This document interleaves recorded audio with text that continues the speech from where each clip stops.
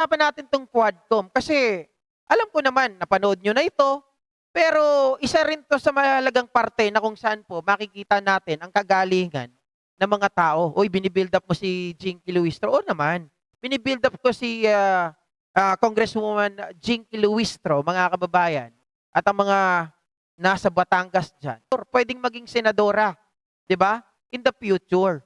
Nakikita natin how she deliver those probing questions, paano niya nahuhuli, at kung paano niya napapaikot itong mga resource person para magsabi at makuha niya ang sagot sa kanyang mga hinahanap.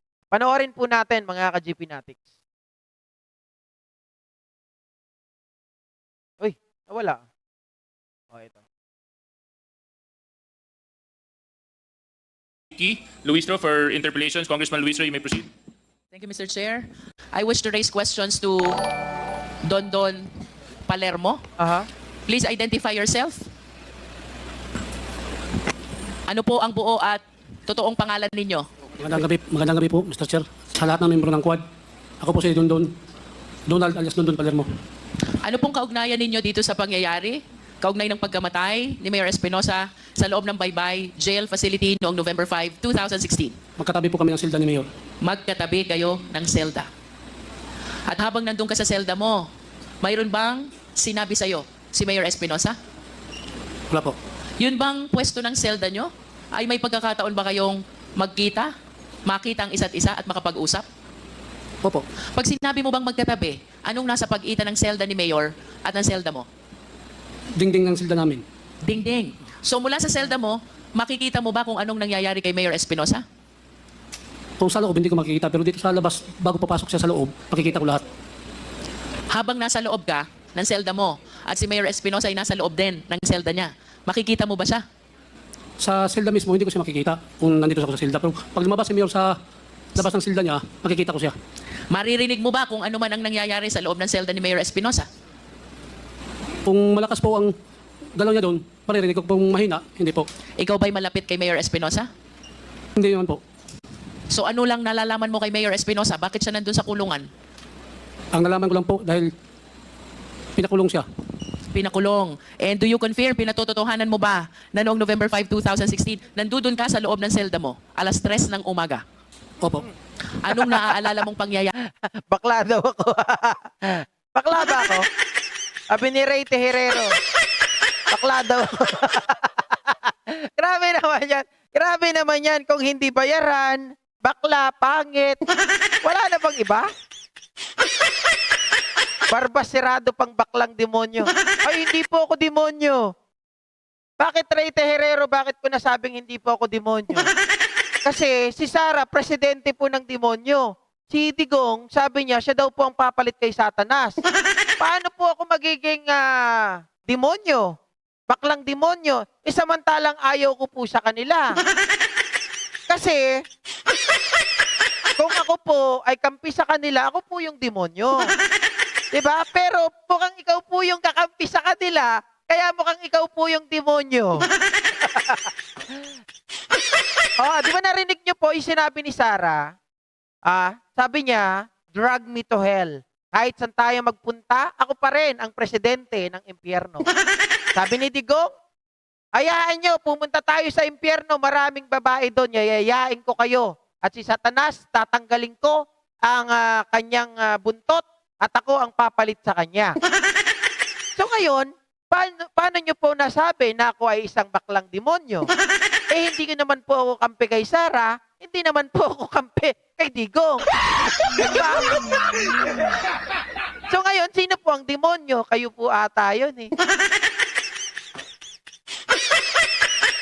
Diba? Baka hindi po ako yun. Naintindihan niyo po ba o hindi? Tanga-tanga lang.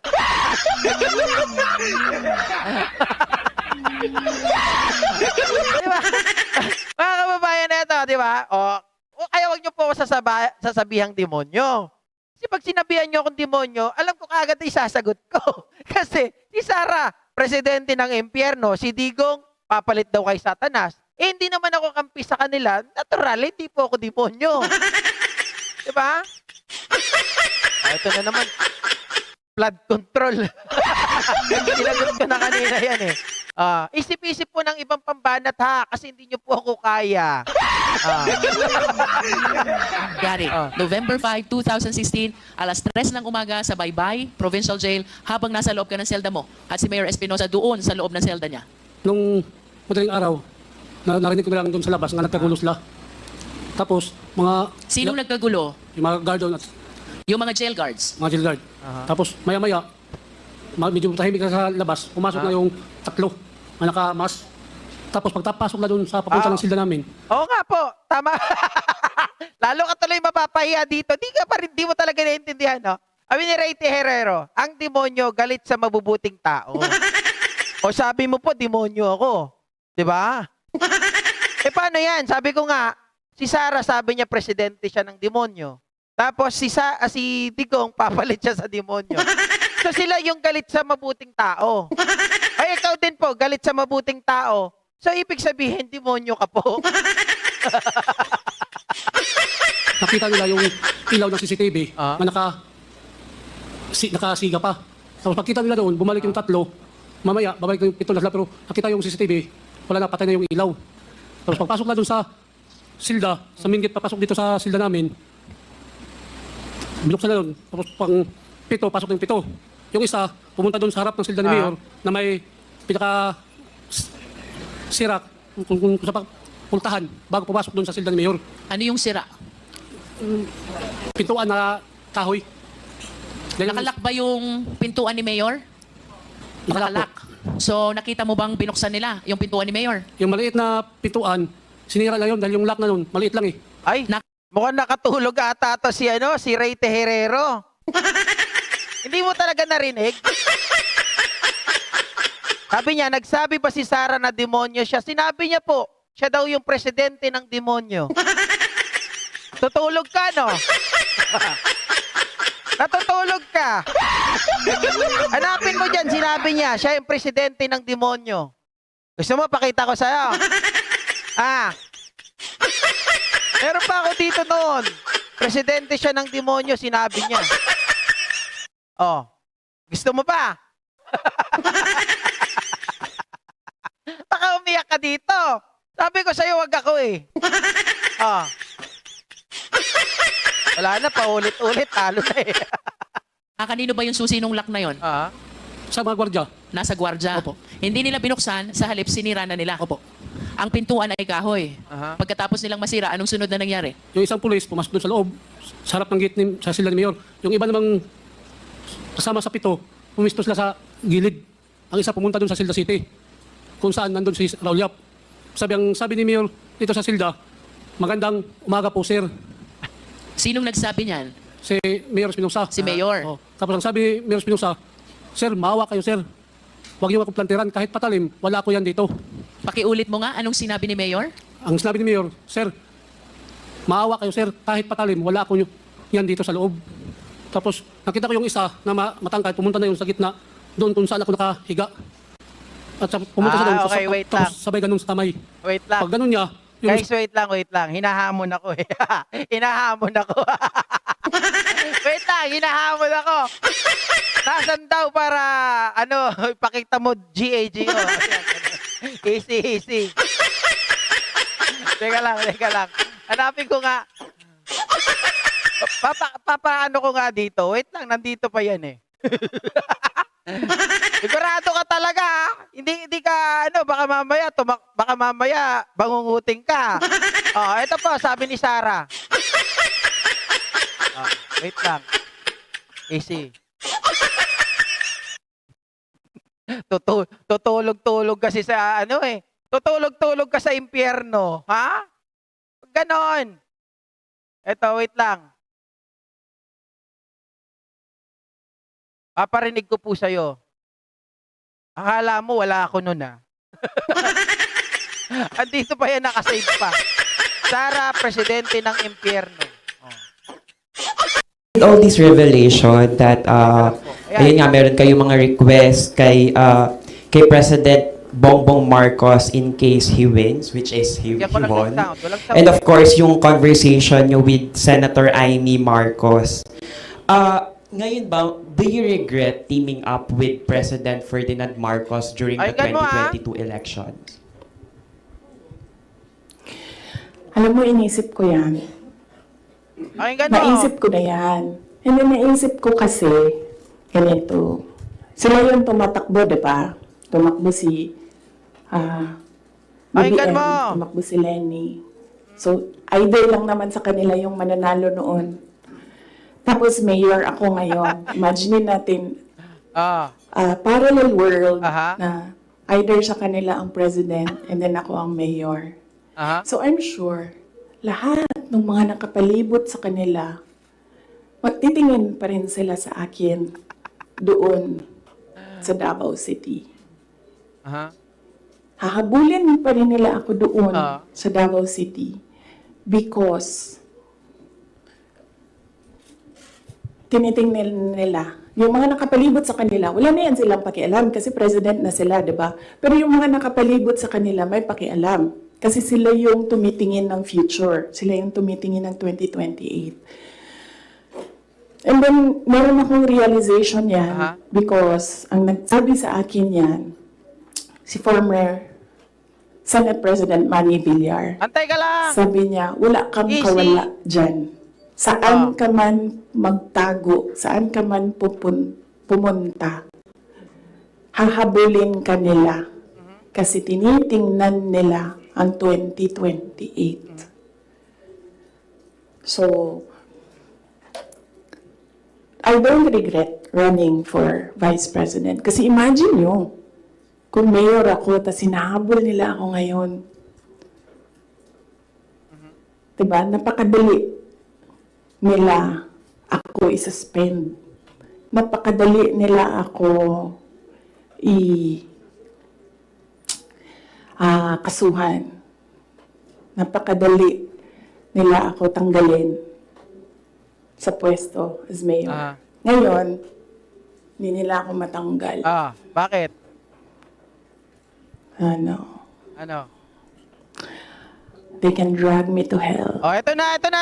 Pagdating nila dun, ako pa rin yung presidente ng impyerno. Ah! Presidente raw ng impyerno. Oh, ito pa, ulitin ko pa. Oh. Ah. Ano? Ah. They can drag me to hell. Oh, they can drag me Pagdating to nila hell. dun, ako pa rin yung presidente ng impyerno. Ano? Ha? Ano na? Oh, sabi niya, presidente raw siya ng impyerno. Ito pa, oh. Oh. Ah. They can drag me to hell. Pagdating nila dun, ako pa rin yung presidente ng impyerno. Ay, pahiya. Kawawa. Narinig mo ba? Isa pa. Oh. Ah. Ano? Mm. They can drag me to hell. Pagdating nila dun, ako pa rin yung presidente ng impyerno. Presidente ng impyerno. Oh, sabi mo demonyo ako. Eh ayaw ko kay Sara. Paano ako naging demonyo? Eh ikaw gusto mo si Sara, presidente ng impyerno. Pag presidente ka ng impyerno, ibig sabihin may hinahawakan ka. Ibig sabihin kasama ka sa hinahawakan ni Sara. 'Di ba? Wala nang masabi, paiya. Kawawa. Oh, ayoko na. Pangit mo kausap. Ay! Rocky, sayo ka nga muna. Ang mga bakla gusto ng igong lumilipad. Ang saya po nila. Ang mga bakla gusto ng igong lumilipad. Ang saya po nila. Ang malungkot. Bobo nga. Sino daw ngayon ang pinapatamaan? Si Marcos daw. Tanga. Isa ka talagang panauhing pantanga. Ayoko na sa'yo. Walang kakwenta-kwenta yung sinasabi mo. Dito na lang ako. Oh. Isa dito sa silda ni Mayor, putok ng 2 beses. Aha. Pagtapos putok ng 2 beses, magkasabay na doon sa Silda City. Ilang beses yung putok doon sa Celda 7? Magkapares lang sila, dalawa. Ting dalawang putok. Oo. Patapos hinto siya, subay. Gano'n yung baril. Oh, lumaban. Tapos sabay naman yung 3 putok. Pak. Pumutok muna ng dalawa, saka sila nagsalita ng lumaban, nagpaputok uli ng 3. 3. Pagkatapos ng 2 putok, narinig mo pa ba ang boses ni Mayor Espinosa? Sa hindi pa yung nabaril, sabi pa ni Mayor Espinosa na, maihi muna ako, sir. Sabi naman yung nandun na polis, huwag ka nang maihi. Yun na, sabay lang yung 2 putok. Pagkatapos ng 2 putok, sabi siya na lumaban, oh. Yun, sumabay yung 3 putok. Pagkatapos ng 2 putok, Teka lang ha. Hayaan na natin, wag na natin pagsalitaan to. Mura na ng mura eh. Pag walang utak, alam nyo, ang ginagawa dyan, pakikik na nga yan. Kick mo na. Para hindi na makapagsalita, para asar talo.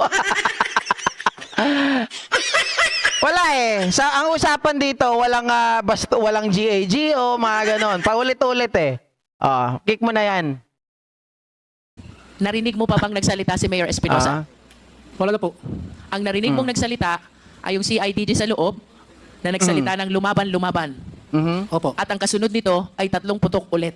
Opo. Sa iyong pagkakaalam, sa sitwasyon ba ni Mayor Espinosa doon? May pagkakataon kaya siya or kakayanan na lumaban dito sa mga pulis na pumasok sa selda niya? Hindi po. Nalalaman mo ba kung si Mayor Espinosa ay may itinatagong armas o baril sa loob ng selda niya? Hindi po.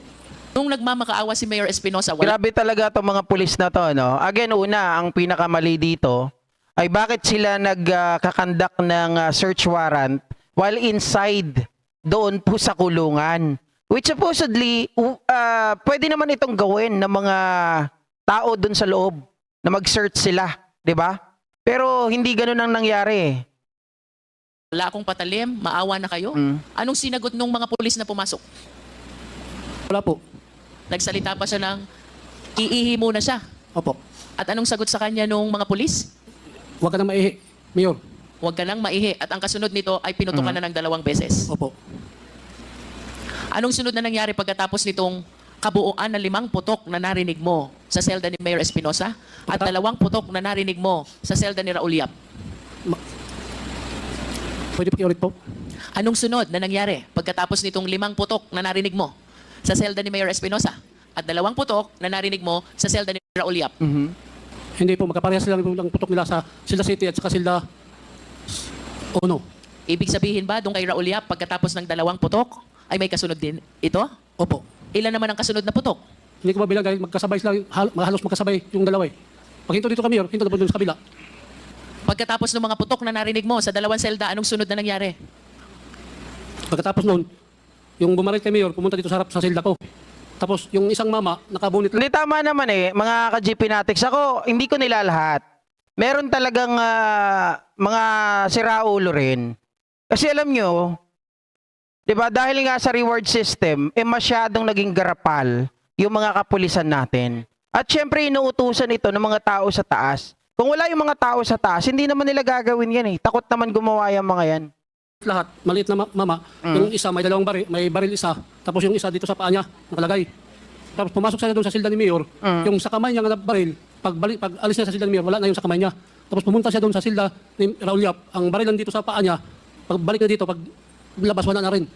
Anong paniniwala mo? Bakit nawala yung baril na nakasuksok sa hita nila? Ang paniwala ko, yun ang nilagay na baril doon sa kay Mayor at saka Raul Yap. Hindi mo ito nakita sapagkat ayon sa iyo kanina ay mula sa selda mo, hindi mo kita kung anong nangyayari sa loob ng selda ni Mayor Espinosa sapagkat ito'y may dingding. Tama ba? Opo. Pero bakit ka naniniwala na itong baril na ito'y inilagay lang sa kamay ni Mayor Espinosa? Dahil nakita ko siya pumasok siya doon sa silda ni Mayor na may hawak pa na baril. Tapos paglabas niya sa silda ni Mayor, wala na yung baril na hawak niya. Tapos, Kanina sabi mo nasa hita. Nasaan ba yung baril na yon? 2 kasing hawak eh. Ang sa kamay, tapos yung isa sa hita. Yung sa kamay, pagpasok niya doon, Pero maliwanag din yung pagpaano rito yung statement ni Calvo Sorry, hindi ko naalala yung kanyang pangalan. Pero eto kasi kaya ko po pinupunto ito, gusto ko kasing balikan ninyo yung isang pangyayari din, bukod dito kay Mayor Espinosa, 'di ba? Meron din dito sinasabi na content natin dahil yung eto babanggitin ko na naman isa sa mga nakakaalam ng pangyayari sa pagpatay kay Egay Alvarez doon sa Leyte naman. Ganito rin yung pangyayari. Hindi po siya nabayaran. Nasaan daw napunta yung bayad na dapat nasa kanila o dapat ibabayad sa kanila nung pinatay si Egay Alvarez. Parehas na ito. Pero nauna si Egay Alvarez bago po itong si Mayor Espinosa. Doon sa silda ni Mayor Espinosa, yung sa kamay na hawak niya, wala na. Tapos pumunta siya doon sa silda ni Raul Yap. Pagbalik na dito sa palabas, yung sa paa, wala na rin. So isang pulis lang itong tinutukoy mo na pinaniniwalaan mong naglagay ng barel kay Mayor Espinosa at kay Raul Yap. Opo. Yung nasa kamay, ang iniwan doon kay Mayor Espinosa. At yung nasa hita, ito ang iniwan kay Raul Yap. Opo. Anong sunod na nangyari? Tapos noon, lumabas sila. Tapos, nagtanong sila kung sino pa yung may drugs na kaso dito, sa loob. Ay sabi ko, wala na pong kasong drugs sa loob. Dahil yung bago pa sila nagpasok doon sa loob, lahat ng mga drugs doon, nag-usap-usapan kami doon sa compound na lahat ng drugs, huwag kayong aamin na drugs. Dahil sisigurado ko na isama kayo sa pag may pumasok dito na itumba. Dahil alam na namin na sunod na yung si Mayor eh. Dahil tapos ng kolonya, tapos subjail. Yatay. Yun. Paano nyo alam na sunod si Mayor na papatayin? Kolonya. Nandiyan na sa listahan ni Mayor, ni Duterte yun eh. Nasa listahan. Sinabi ni Duterte na lahat ng sangkot sa droga, papatayin. Kaya alam na namin na tapos na yung kolonya, tapos subjail. Sino yung kolonya? Iwan ko kung sino ba yung napatay sa Aboy Colony. Okay, salamat po si Don Don. Thank you. Tapos Ano yun? Pakiulit mo? Aboy Colony. Aboy Colony. So may napatay din sa kolonya, Oo. may napatay din sa Aboy Colony. Hindi. Aboy Colony. Kasama yan, kolonya. Yan yung sinasabi ko sa inyo kanina. Sa Abuyog Penal Colony, yan po sa Leyte. Abuyog Leyte. Yun si Egay Alvarez na pinatay din. Nauna yun, bago itong si Mayor Espinosa. Kumbaga may pattern na nangyayari yung mga bagay na yan. Kapag may involved sa droga, ay ganito nga po yung nangyayari. Tama naman po kayo. Ano sinasabi dito ni Ron Lanby? Anong pakialam nyo dyan, drug lord yung patay? Ron Banley, alam nyo, sa totoo lang, ano ba sinasabi ng Constitution natin? 'Di ba? It must be in a due process. Nakakulong na yung tao eh. Bakit nyo papapatayin? O kung alam nyo may droga doon, kung alam nyo na may mga barel, pwede naman i-search yun. Bakit kailangan patayin pa? 'Di ba? Ano, para ma-establish na sinabi ng laban? Paano man lalaban yun? Nasa kulungan. Isa lang yan, Aboy Colony o kolonya. Aboy. Abuyog Colony. Oo.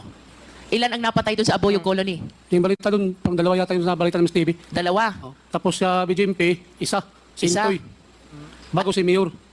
O, yung pangyayari doon sa Abuyog at saka doon sa BJMP, yun ang dahilan. Kaya naniniwala kayong kasunod na si Mayor. Opo. At nung pinag-usapan nyo ito na walang aamin na may kasong droga, kasama ba si Mayor doon sa pag-uusap?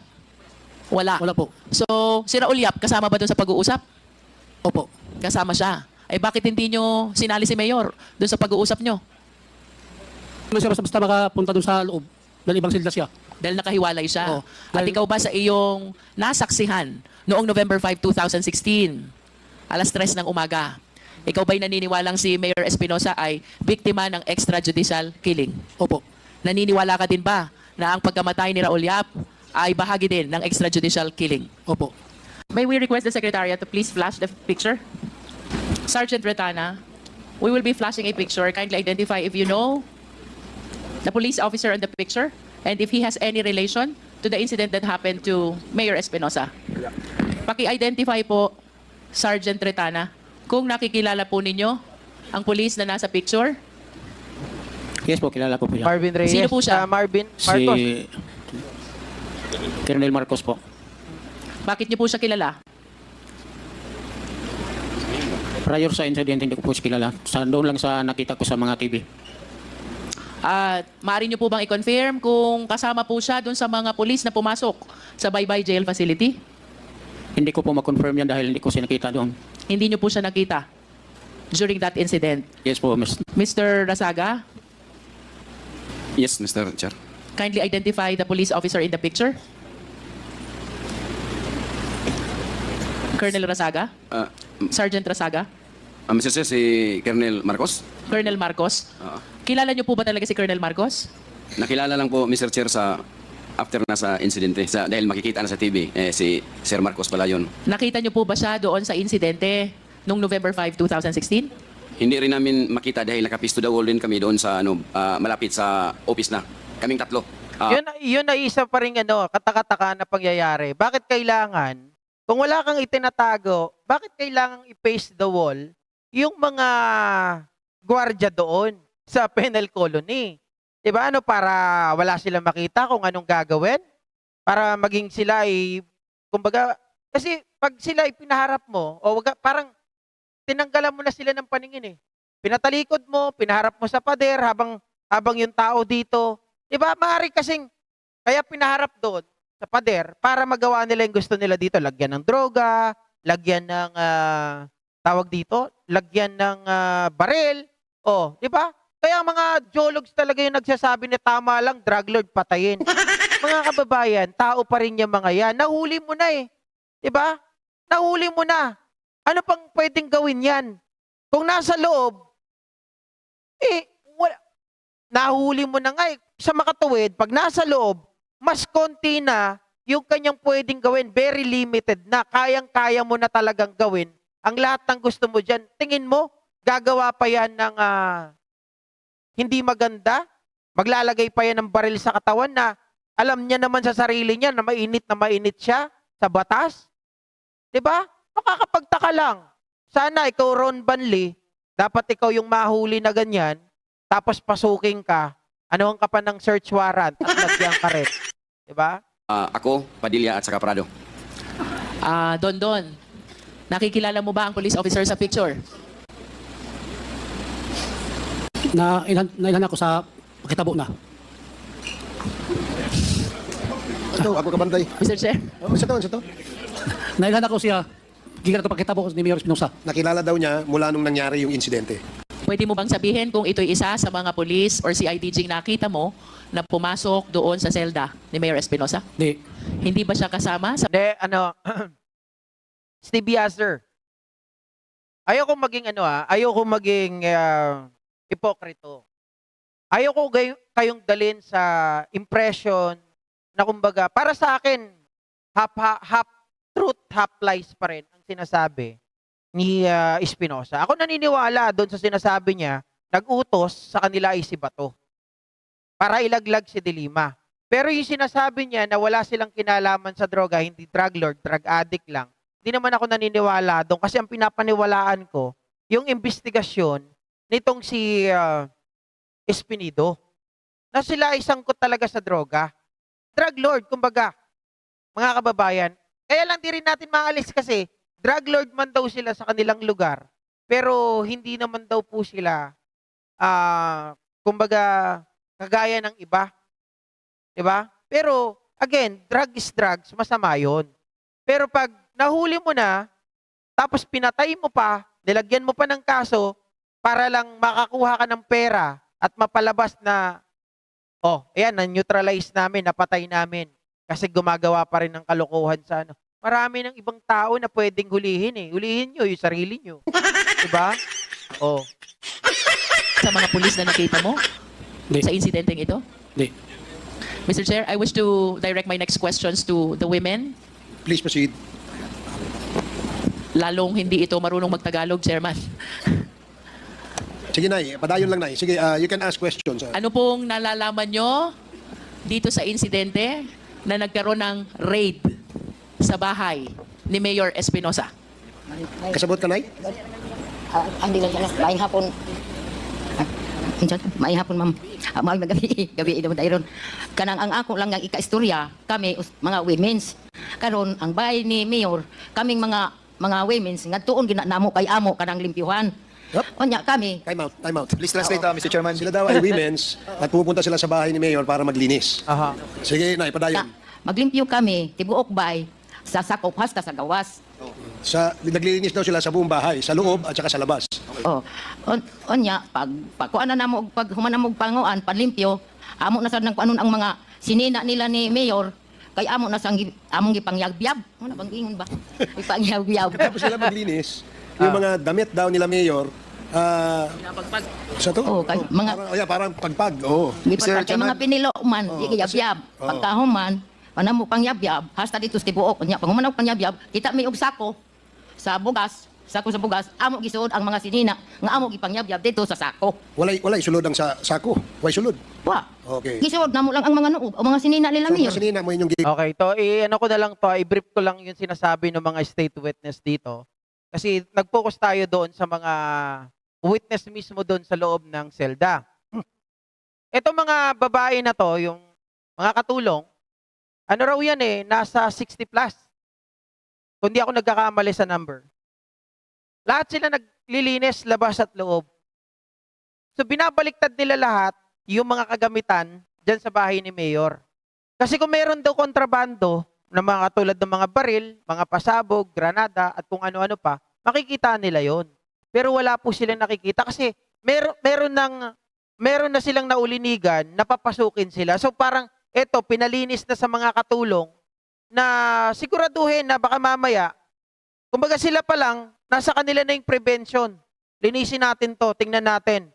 Baka mamaya mayroong mga ano dyan, mataniman tayo. Parang ganun yung iniisip. Kaya pinapatingnan, pinalinis sa mga katulong. And nangyari, nagkaroon pa rin ng mga bomba, granada, at kung ano-ano pa, mga baril, kontrabandos, tapos droga. Sabi nila, makikita naman namin yun kung talagang meron. Bakit wala kaming nakita? Kasi imposible na meron ka ng nalaman na kayo ay susugurin, magtatago ka pa ng droga, ng baril, at ng kung ano-ano pa doon sa bahay mo. Tama? Kalokohan yun, mga kababayan. Meron pa ako nabasa dito. Sabi ni Marco Peña, gusto nila masolo ang drugs or ang illegal drugs operation sa buong Pilipinas. Kaya pinatay ng lahat ng kakumpetensya, yun lang yun. Alam niyo, naniniwala ako dyan. Bakit? Nagko-corroborate yan doon sa pagkakahuli kay Police Master Sergeant Mayo.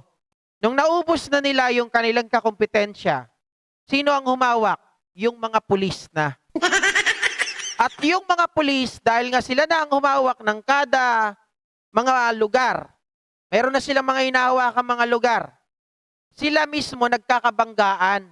Kaya yung ibang pulis, pinahuli nila yung mga kasama nila. Diba? Nung nahuli, nagkanda leche-leche. Nahuli itong si Mayo. At dyan na po nagsimula, kaya po nagkaroon ng Quadcom. Ngayon, mga ka-GP Natics, bakit wala naman yung ano ni Jinky dito Dito natin, pabilisin lang natin, in-skip ko na yung tungkol sa mga katulong. Punta tayo dito, sa kanyang kapatid ni Espinosa. Good evening to Mr. Chair. I'm Mariel Marinay po, kapatid ni Kerwin Espinosa po. Ilan po ba kayo magkakapatid? 6 po. Pang ilan po kayo? Pangalawa po. Pang ilan po si Kerwin? Older brother ko po. Older brother. Kuya po. Nasaan po kayo nung naganap yung raid? That's actually correct, Mark Peña. Nung napatay si Espinosa, tama po kayo. Ang mga humawak na, hindi lang si Espinosa, may mga napatay pa sila na ibang mga kalaban sa negosyo. Tapos, hinawakan na po ng mga pulis. Kaya nga po nagsimula ang investigasyon dyan, di ba? Pinag-resign yung mga general, yung mga colonel, dahil po yan sa nahuli na almost 1 ton ng shabu dyan po sa Tondo, Manila. At dyan nagsimula ang investigasyon, naalungkat ang Pogo, naalungkat ang EJK, at kung ano-ano pa. Dyan lahat nagsimula yan. Yan ang tunay. Kaya nga sabi ko, hinangaan ko si Pangulong Bongbong Marcos lalong-lalo na dyan. Tapos si Abalos. Nung una nga, hindi ko maunawaan yan Pero along the way, dahil nga tayo ay nagbablog, pinag-aaralan ko rin, dito pala yan nagsimula, ito pala yan, dito pala nanggaling yan. Nung una kasi, ayaw pa maniwala ni Pangulong Bongbong Marcos. Dahil nadadawit yung pangalan nga sa pag-imbestiga, napupunta kila Duterte, napupunta sa mga tuta niya, mga aso niya, hindi pa naniniwala. Kaya lang, paglabas ng mga testigo, sa kanila papunta talaga.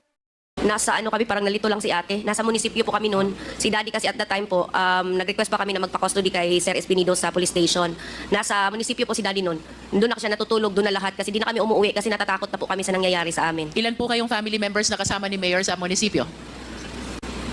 Ako, yung asawa, mama ko, tapos marami kami ma'am kasi ano, yung mga supporters na iba ma'am, bali sa office ni papa ko, siya lang tsaka yung asawa, mama, tapos ako sa labas ng office niya, tapos kasama ko rin yung asawa at anak ko, tapos sa labas pa ng office po, yung lahat po ng mga supporters, andun po sila gabi-gabi, yung iba naiiwan po natutulog kasi nagro-rosary po kami doon, every night. Pagkatapos po ng raid, pinuntahan niyo po ba yung bahay ninyo? Ako hindi na po ako pumunta doon kasi natakot po ako. Sino pong nagpunta kung mayroon? Yung ano na lang po, yung mama ko po pumunta doon kasi doon siya nakatira, alam niya yung mga gamit doon. Pagkatapos po ng raid, pinuntahan po ba ng mga polis si Mayor sa munisipyo? Hindi na po siya pinuntahan, parang ano na lang po, parang inano na yun, na pinunta na kay, hinatid namin siya kay Sir Espinido kasi takot na po si daddy. Kanina po habang nagsasalaysay si Don Don, napansin ko kayo umiiyak. Ano pong dahilan? Ayoko pong maalala yung parang, yung nagsasalita si daddy na huwag siya patayin. Ako kasi yung kasama niya palagi, ma'am, Miss Chair. Lahat ako, before po siya namatay, ako yung kausap niya nung hapon. Takot na takot si daddy nun. Yun lang po, ayoko marinig yung parang huwag niya akong patayin. Nasaan po ba kayo nung nangyari yung insidente yun? November 5, 2016? Umuwi, galing ako doon. Nag-visit ako kay daddy Friday night. Pagkabisita niyo po sa kanya, saan po kayo umuwi? Sa Ormoc po. Hindi po dun sa bahay niyo sa... Nasaan po ba ang bahay niyo? Baybay o Albuera? Albuera po, pero meron po ako sa Ormoc kasi maliit na ano po. Nag-ano lang po ako doon kasi yung mga anak ko po sa Ormoc po nag-aaral. Sinabi din po ni Kerwin doon sa kanyang affidavit na habang nasa Krame siya, kasama ang inyong ina at kayo, Opo. ay kinausap siya ni Senator Bato upang makipagtulungan at idiin ang ibang personalidad kasama si Senator Laila de Lima. Totoo po yun. Andun po ako tsaka mami ko po. Maari niyo po ba ang isalaysay kung paano ho ba itong pangyayaring ito? Ang nangyari doon sa EIDG po, bali, di namin iniiwan si kuya kasi natatakot na kami noon sa nangyari kay daddy. So, dalawa talaga kami babae nagbabantay, si mami tsaka ako. Nung pumunta si General Bato, andun po kami ni mami. Sila lang ni kuya nag-usap, bali, dito sila nag-usap, tapos dito yung bed ni kuya, folding bed lang po. Tapos dito din yung folding bed namin. Nagsiksikan lang kami ni mami para lang po, di namin maiwan talaga si kuya. Narinig ko lang po noon, na yung naklaro ko lang talaga sa ano ko po, sa pinag-usapan nilang dalawa na, Kerwin, kumusta? Sabi ni General na Grabe si Kerwin, Bato, no? dapat sumunod ka sa plano. Tapos na parang ako din nakikinig ako, parang nanginginig din ako kasi si General yun, nakikita ko yun sa TV. Isog. Sabi niya, sumunod ka sa plano, Kerwin. Sabi ni General Bato sa kanya. Sabi ni General Bato na dapat kumpleto yung pagsalita niya daw doon sa kasi parang magpapunta naman si Kuya siguro ng magsalita na sa Senado noon. Sabi niya pag di mo yan makumpleto, di ka susunod sa plano, yun doon ako nanginginig, parang di ko na sabi ni General Bato na pag di ka sumunod sa plano, tawag doon yung parang daw yung buhay ni Kuya. Grabe, malalagay sa alanganin po. Tapos pag si Kuya daw, tapos isa din daw sa aming pamilya, baka masali din daw po. Kaya yun si Kuya, nagyuko pa yun si Kuya. Tapos sabi niya, sige ha, sabi ni Kuya, opo sir, ganun lang siya, opo sir. Tapos may tinawagan si General Bato, naka-loudspeaker. Ito. Sabi talaga si Bato dito, mga kababayan, kasi direct knowledge, di ba? May personal knowledge itong kapatid ni Kerwin na naririnig niya talaga kasi naka-loudspeaker yung kanilang usapan. Sa makatuwid, mga ka-GP Natics, pwede nang witness para mag-testify at mag-substantiate doon sa alleged na sinasabi nitong si Kerwin Espinosa na siya po ay talagang pinilit lang or under duress na tinatawag natin sa kumbaga salitang legal, di ba? Under duress na kapag hindi niya sinunod ang usapan ay mapapahamak siya or ang pamilya niya. Yung pinag-usapan nila, narinig ko sabi niya, hello Joby. Kaya ang sabi ni General Bato, hello Joby. Yung sinabi niya ay, yung sa CCTV. Sabi ni General Bato, tas parang naputol na po yun ma'am kasi yung narinig ko po yung Joby, tapos mahina yung marang boses ni Sir Joby, pero kilala ko yung boses ni Sir Joby kasi nagsama kami sa custody niya si Daddy. Si Sir Joby yung pong nakausap ni Sir Bato po. May binanggit kang kapag hindi sumunod sa plano, malalagay sa alanganin buhay mo, kasama ang pamilya mo. Ano yung plano? Parang same kay Daddy po. Kaya sinasamahan namin si Kuya. Ano yung plano na gustong masunod ni Senator Bato? Dapat daw po yung kailangang mga pangalan, Sabi? isabi na po ni Kuya. Maari mo bang banggitin kung sino itong mga pangalan na pinababanggit niya? Opo. Pakibanggit niyo po. Si Ma'am Leila de Lima po, tsaka si Peter ko po. Dalawa lang po ba sila? Dalawa lang yun po. Dalawa lang yung naano ko po. Peter, si Ma'am Leila de Lima, kilala ko naman po yun, senator yun. Ano pa pong sunod na nangyari pagkatapos nitong pag-uusap nilang ito? Maliwanag yung statement mga ka-GP Natics. Walang kalibog-libog. Kumbaga parang diretsahan kung magsalita, no? Tutupi kasi ako ng mga gamit ni Kuya tsaka gamit namin. Ano na lang pag nakayuko lang din po ako sa ano na lang ni tumayo na si Sir Bato at ginano niya si Kuya na ayusin mo ha. Ganyan po. At pagkatapik niya sa likod, anong sunod na nangyari? Umalis na po si General po. Mr. Chair, I just want to manifest that while the Yeah. testimony of Kerwin Espinosa about the killing incident is that Raul Yap embraced Mayor Espinosa during the shooting incident, I just want to emphasize that during the giving of that testimony, we already manifested that he has no personal knowledge of what really transpired. Well, ako, I totally agree with that na wala talaga yung personal knowledge itong si Kerwin Espinosa when he's trying to say this story. Diba? Kung yung pagyakap daw po ni Yap dito sa tatay niya, tapos pinatay din. So, mga kababayan, lagi tayong tumitingin. Kapag ganyan, walang personal knowledge, hindi natin masyadong, kumbaga, hindi ko masyadong kinakampihan yung bagay na yon. Pero, pag maraming nagsasalita, hinggil sa bagay na yan, lalong-lalo na yung sila Dondon at yung mga iba pa, pwede na nating gawin. Pero, syempre, kailangan natin lagi yung magsasubstantiate. Ibig sabihin ng substantiate sa salitang legal, yan po ay yung makapagpapatibay doon sa aligasyon. Diba? Because during that time, he was still in Abu Dhabi. And he was just relying on the information which is being given to him by his sources. Tonight, Mr. Chair, the testimony that is given to us by Don Don, the PDL, is that Mayor Espinosa was alone in his cell, and Don Don is detained in a separate cell, as well as Raul Yap. This bolsters the fact, Mr. Chair, that there is no chance at all for Mayor Espinosa to fight back against the operatives. I will yield for now, Mr. Chair, to the other members. Thank you, Congresswoman Luistro. Grabe. Ayan, Bato. Siguro naman, pwede ka nang sumagot dito. Huwag kang ngak-ngak-ngak ng ngak-ngak kung saan-saan. Di ba? Huwag sa media. Mag-ngak-ngak ka dito sa Quadcom. Dito ka pumunta, hindi yung naghahamon ka pa. Nahamon mo pa si Congressman Dan Fernandez na kesyo babysitter ng, sinabihang babysitter ng anak mo. Wala namang sinabi na babysitter ng anak mo. Diba? Saan kaya nang galing yun? Nasisiraan ka na rin ba ng tuktok? Alam mo, Ron Banley, naintindihan kita kung kamping-kampi ka at himod-puwet ka kay Duterte. Pero pag naranasan mo at isipin mo, put your shoe in their shoe. Maybe, at least kahit papano, magbago yung nasa isip mo. Diba? Hindi mo pa kasi naranasan eh. Hindi ka siguro nawalan ng mahal sa buhay. O sadyang manhid ka lang, kaya hindi mo naiintindihan ng ganitong mga bagay. Diba? Sabi nga ni Bosita, imbes na solusyonan natin ang problema, lalo nating pinalala dahil maraming bata ang nauulila at maaring yan, imbes na yung mga bata na yan ay mahubog ng maayos at hindi mapariwara, baka yun pa ang maging dahilan kung bakit sila ay mapapariwara at gumawa ng hindi maganda. Diba? Hindi po. Hindi nga pumapayag si Bato na resource person lang siya eh. Gusto niya, interpolator at the same time resource person. Parang tanga lang, di ba? Oh.